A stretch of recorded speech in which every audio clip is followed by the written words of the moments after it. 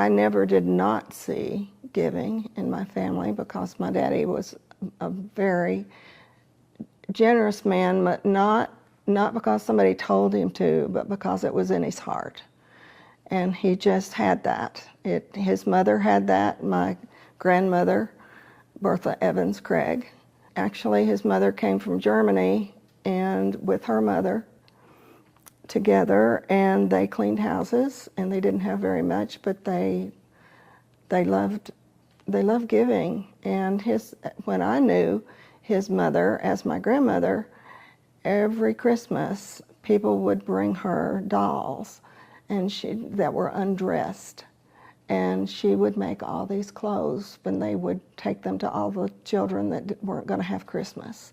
He just, he loved people. He loved all kinds of people. It didn't matter to him who, what, tall, color, anything. And I was very, very blessed to live in a home where, I never knew what really prejudice was, except somebody who didn't want to work.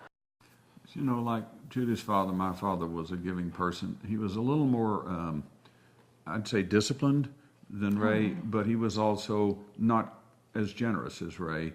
But if he had a genuine feeling of somebody needing something, he would do whatever it took.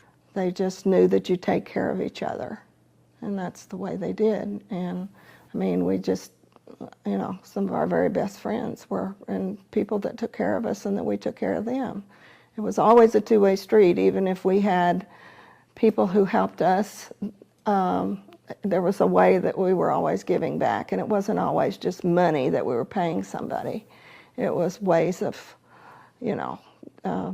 helping them with anything they needed, like advice or taking somebody somewhere or all of that kind of thing.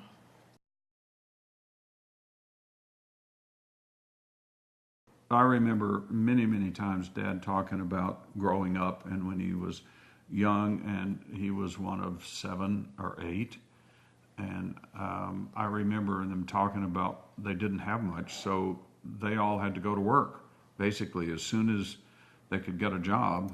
And that was starting at age 14. And by 16, most all of the members of the family were fully engaged in employment. As a result of that, nobody in my family was able to graduate from high school. So I was the first one to graduate from high school. My daddy, as he got older and was able to go to college because he was a good baseball player, he had a baseball scholarship to the University of Cincinnati. And then he went to George Williams College, which was a YMCA college.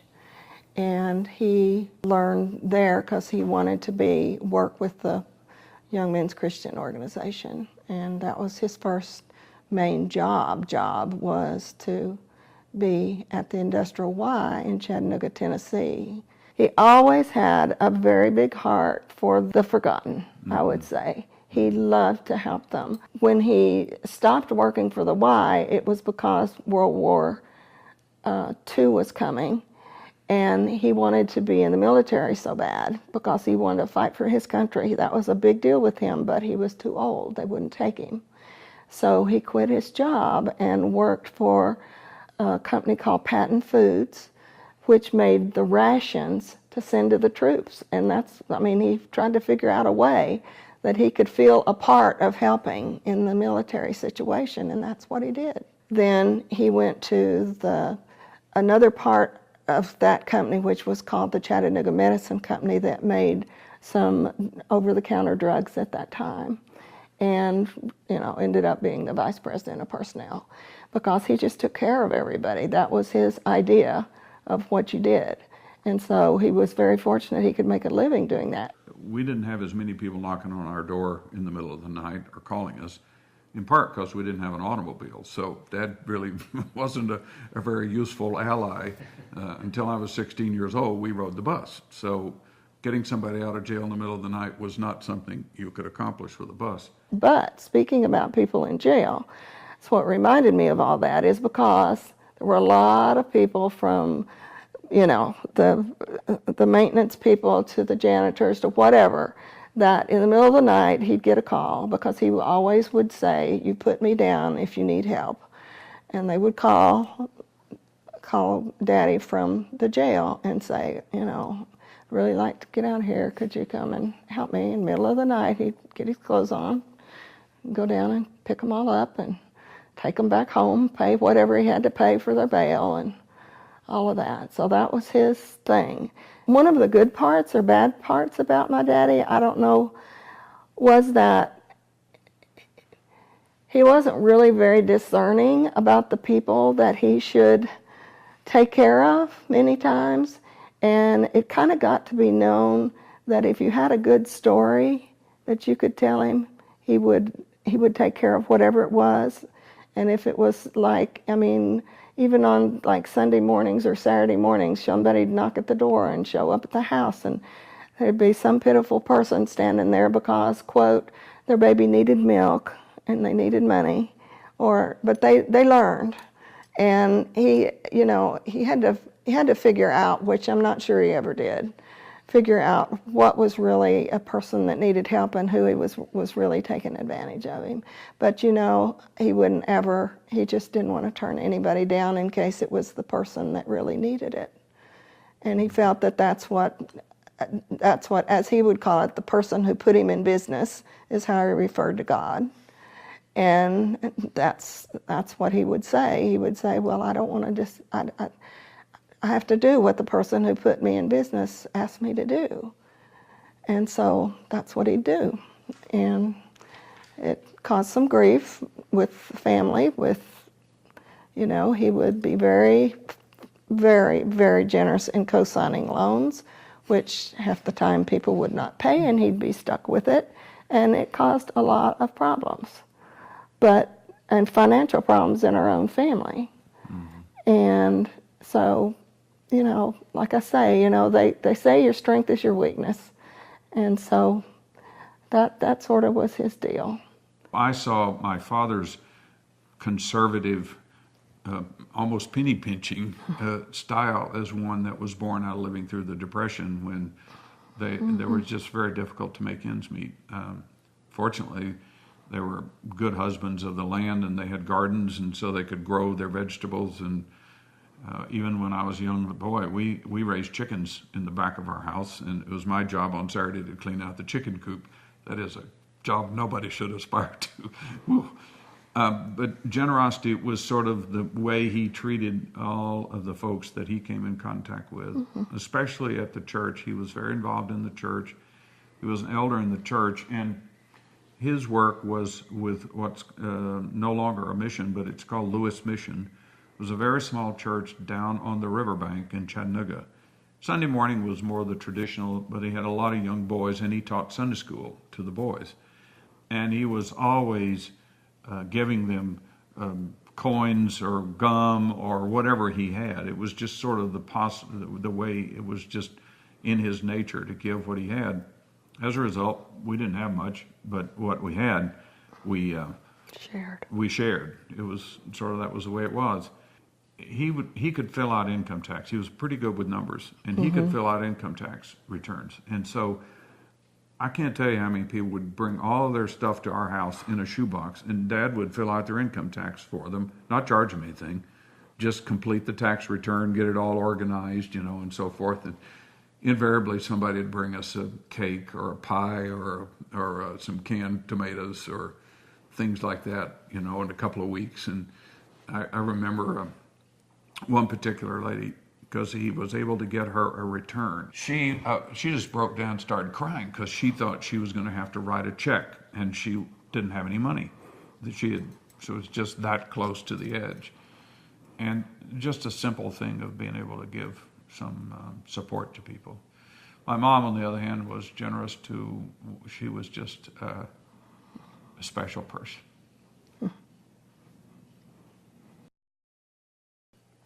I was raised in Rising, Fawn, Georgia, one of 5 children, I think.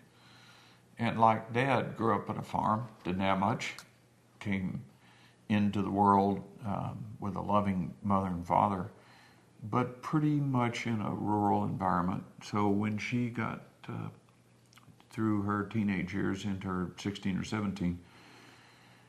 She was a model early on in her work employment. She worked for Miller Brothers, a department store in Chattanooga, and she was pretty good with numbers and things like that. So she also left high school and didn't complete her work, didn't complete her high school education, graduated. Never graduated. But she kind of had a remarkable ability to see the good in almost everything. You know, if any of us could be 1/10 the person she was. I was thinking about Mom and her generosity. What she would do is she was generous with caring about people. She would make sure that if there was a women's social circle or a Sunday school class or anything, she would make sure everybody felt included, and she'd bring them in. She'd work very hard at giving what she had, which was this unconditional love, and she would do that without reservation.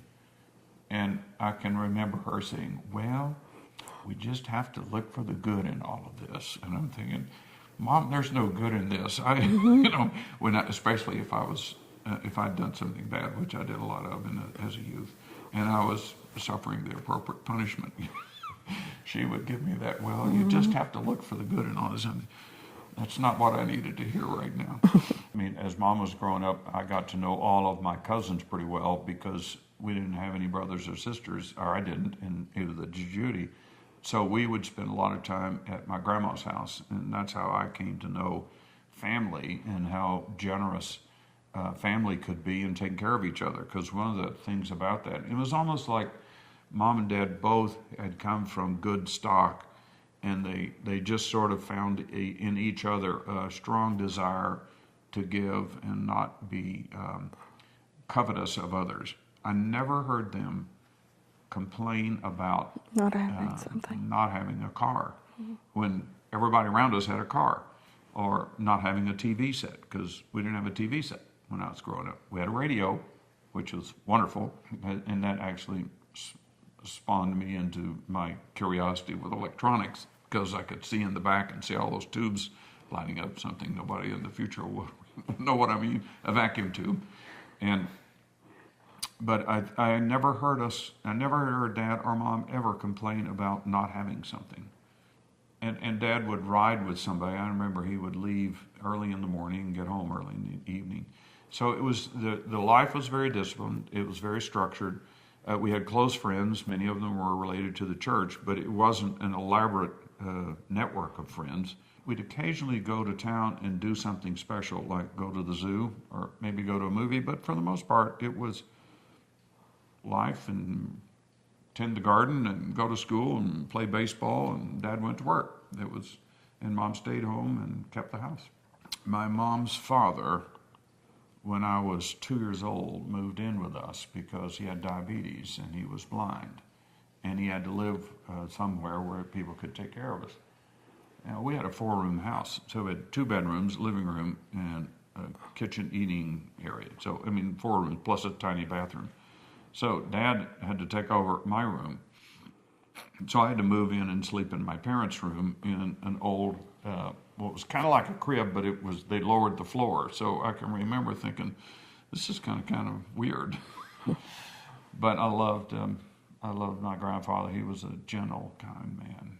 And I could see from his behavior how Mom had learned how to love.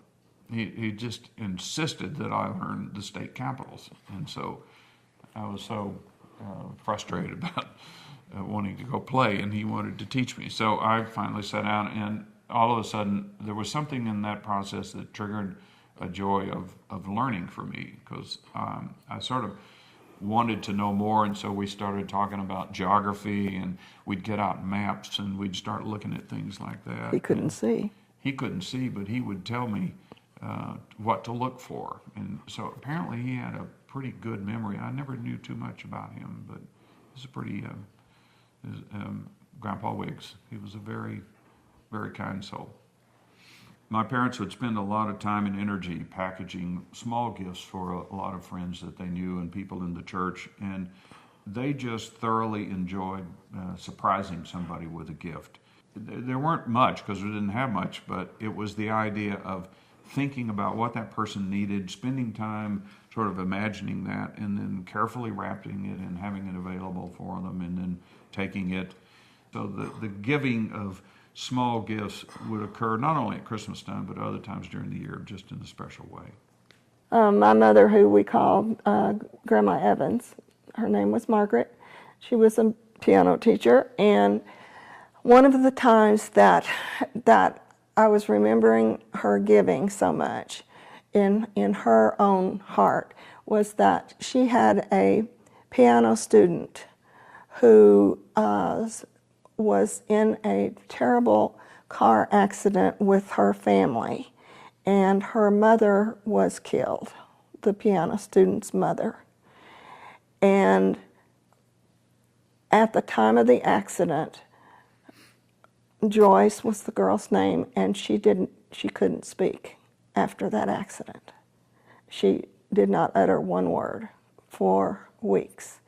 They went to all the therapists and everything else.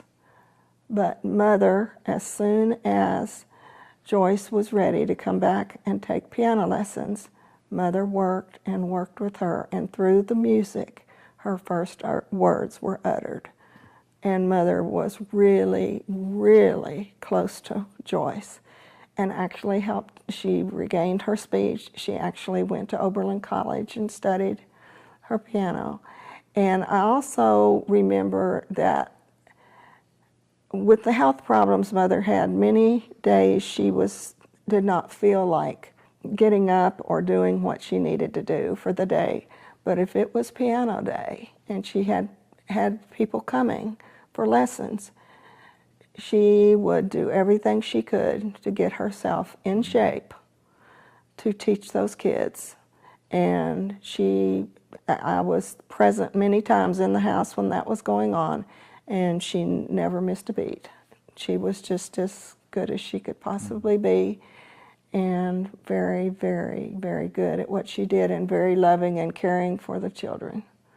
And that was a big way that she gave. Mom was always a very prim and proper lady. It wasn't that she was trying to be Mrs. Gotrocks. She just felt like that was one of the things she could do to others, and that, I thought, conveyed a demeanor of composure and balance that really helped me, because I was a very active child. She was calm. I broke many rules, and I didn't go to jail, but it's only by God's grace, because some of the things I did I wouldn't want to have anybody know about. But here I had my mother with this serene, beautiful countenance and this loving spirit, and I knew what I was doing was incompatible with that. And so she would just pull me back with her love and her care, and I always knew what was right, and I knew what was good.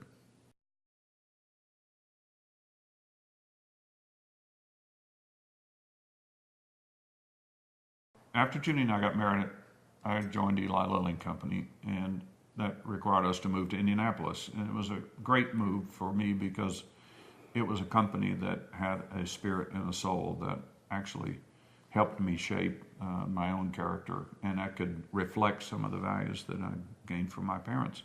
We started going to a church in Indianapolis, Second Presbyterian Church, and one of the members there was Tom Lake. And Tom Lake was president of Eli Lilly Company International. And this one time, Tom Lake stood up and talked about the scriptural basis of tithing, and how tithing is 10%, and it's 10% of the gross, not the net. And he made such a point about that, and I remember to this day, even where I was sitting, thinking, whoa, 10% off the top, that's a lot. We had most of our parents were still alive. I think all of them were still alive at that point, and Judy's grandparents were alive. Grandfather. And as things had evolved, I was imagining that I was going to have to provide the financial stability for the family to continue to live at home and do well, because Judy's father, as generous as he was, made precious few provisions for the future. And so my notion was save everything you can, and I was probably cheap, frugal, whatever the words are. And I thought, man, if it's 10% off the top, how am I going to afford this? And it was something about that moment that God came into my heart and said, I will provide. It's not going to be a problem. I thought, well, I can add up numbers too, so that's not going to be exactly right. And I remember talking to Judy, and she said, well, whatever it takes, does that mean we'll have to do something different? And I said, no, I don't think so. I think we'll be able to make it. But I really wasn't sure.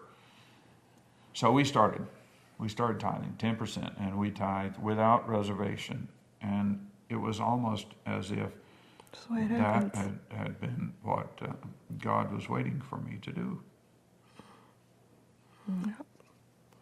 I don't want to say that we should tithe because there's blessings that flow, But they because do. that's not right. But God does say that if you will trust Him, He will provide. He's provided more than I ever expected.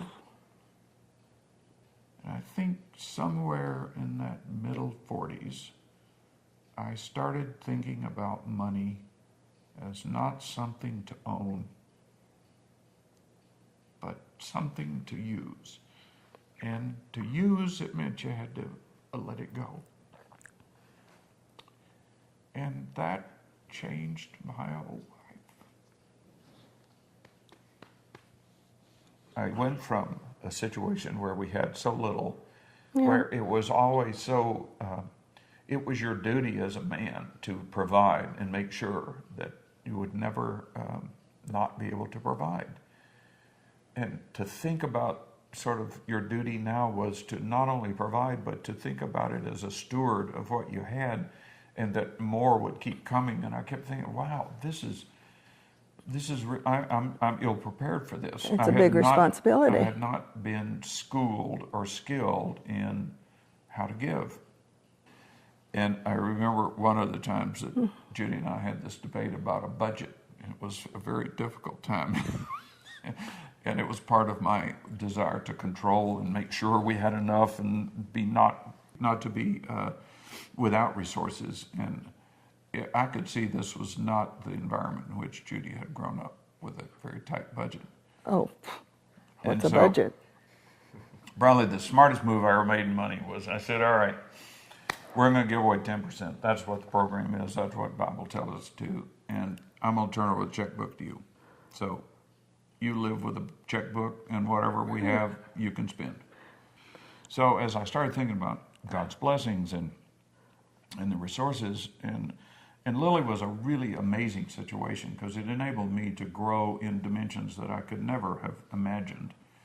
And with that came more responsibility and came more resources. And somewhere along the line, I had a chance to talk to Tom Lake, and I said, well, Tom, you made an impact to me on the giving. What about the legacy of giving? How do you address that? And he said, oh, that is such a wonderful thing, because the more I've become involved in the business and watching people grow, it's more about laying down the seeds for future generations to carry it on. And he said, the thing we often forget about is cultivating the history and the nurturing that gave us the wherewithal to be where we are to the next generation, so they can carry it on. And he said that's one of the beauties of Lily, that's one of the beauties of many people, but he said that's why you need to think about giving not only now, but in the future. That was the first time I had a seed in my heart that not only was God's gifts of these blessings just to be stewarded well, but that I should think about them over a longer time horizon. Now, there were two very important forces at work. One had to do with this the comment last year we can do this. that Tom Lake had said about leaving a legacy and making sure that you manage resources for the long term. And the other was taxes, because there was a lot of taxes that were going to come due with certain transactions that were happening in our life. And we thought, well, maybe the simple way to deal with this is just to set aside these resources into a foundation so that we don't have to send the money to Washington and we can do good work with it. And at that time, I was sort of thinking, well, we'll just do whatever kind of work we want, both religious, faith-based, social service, and education. And that's sort of how the origins of the foundation started. Yeah. It wasn't a replacement for what we were doing. It was a way to do more, because I figured out that if you put good investments into a foundation and they grew, then you can give away more. Well, that's a good deal, because if you gave them away when you first had them, they weren't going to grow anymore because somebody was going to sell them and they'd just spend it. So this whole idea of leaving a legacy for tomorrow requires that you don't eat the seed corn. You don't cut down the new trees. You allow the young trees to grow so you'll have firewood in the future. All of those things that I remember Bill Enright, who was pastor at Second Presbyterian Church, telling the story about the forester at Oxford College. And the forester there is responsible for nurturing the walnut trees. And the average length of time that the forester works is 25 years. And the walnut beams in the cathedrals, in all the ceilings of the Oxford College, last about 100 years before they dry out. So for 3 foresters, they never get to see the fruit of their work. But they're nurturing those trees so that when the time comes to harvest for replacing the beams, there'll be appropriate walnut sources for the college. And that was his way of introducing the notion about investing in young men and women's education, investing in endowments for other people, helping lay the foundation for the future. And that shaped our thinking about the foundation. There were a lot of things that we gave to that needed to have our name on it in order to receive a matching grant. So we wound up with this very long name, the Judith E. and Joseph C. Cook Jr. Foundation, Incorporated. We had to have our names, though. We didn't have a choice. So we put Judy first because it would, if I was first, and I shouldn't have been, but if I were, the modifier junior would have been awkward following her. So it was kind of like, okay, this is about the only way to make this work.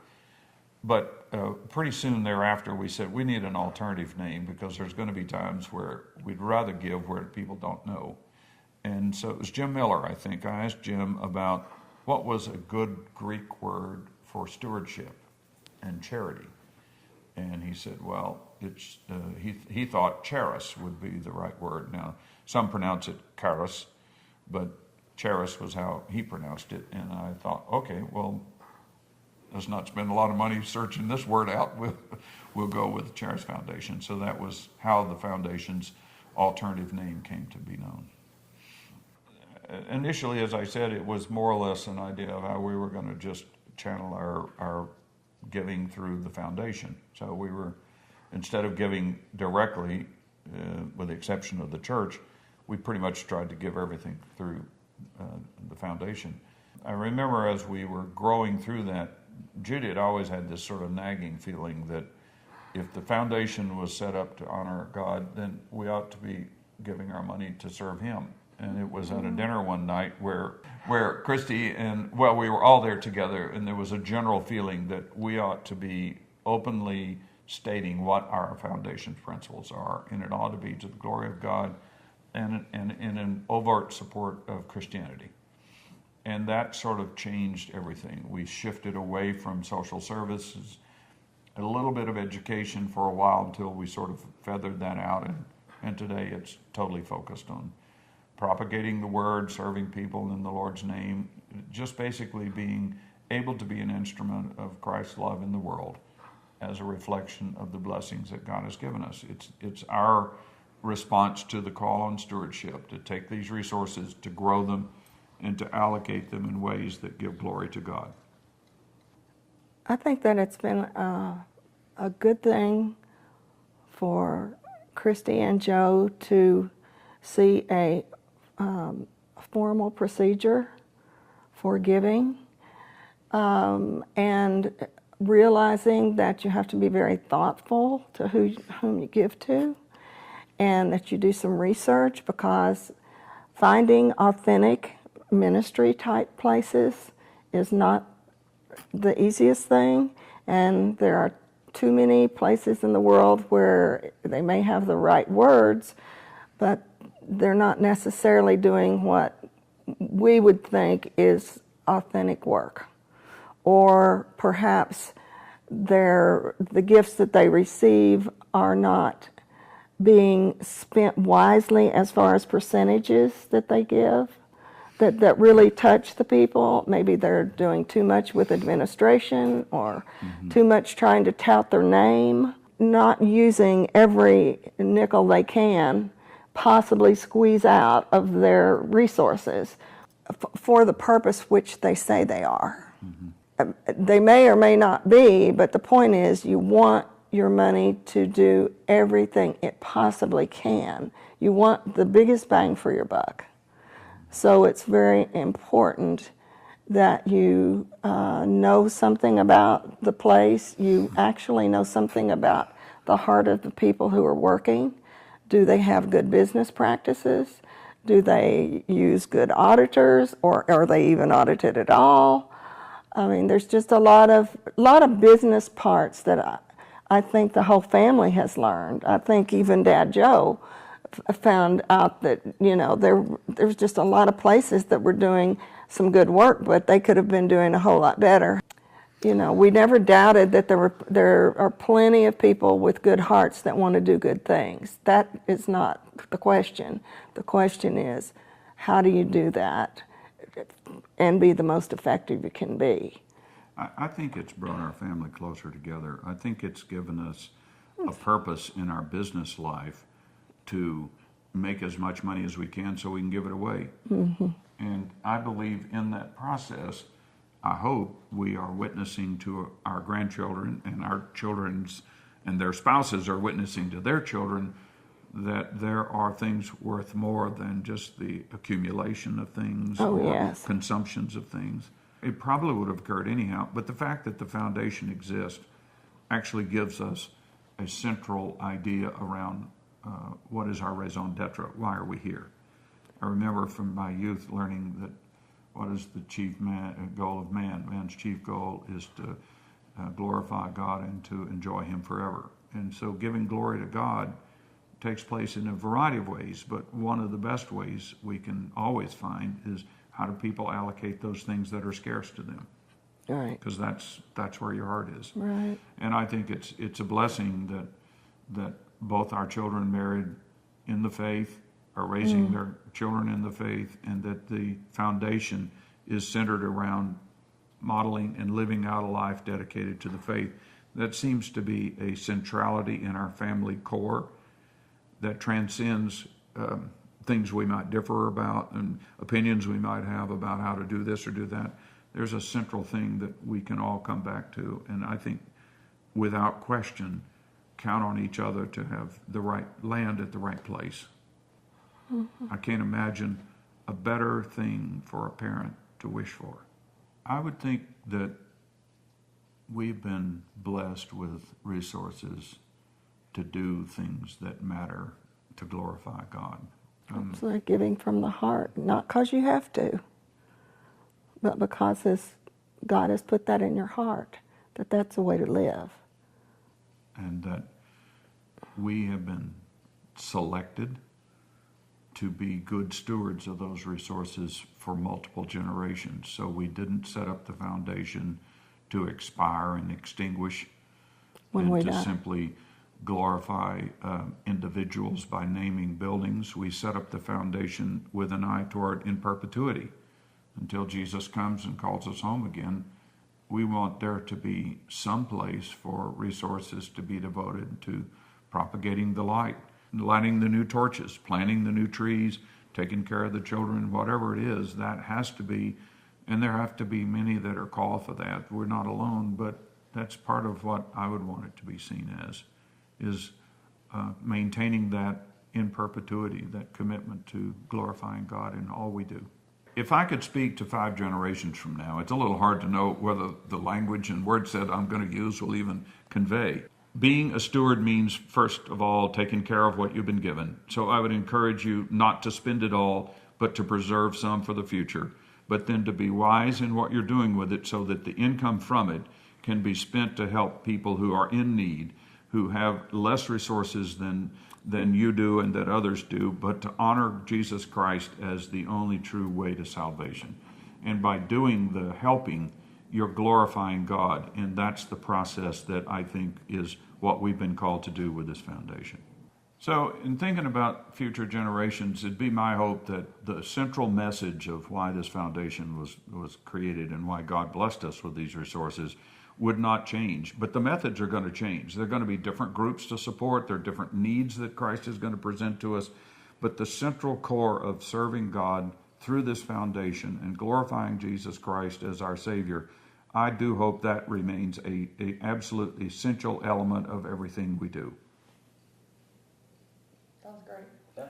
Jesus be the center of it all. Jesus be the center of All it right. all. Put that on the end. And Grandma has lost it. No, I love those songs.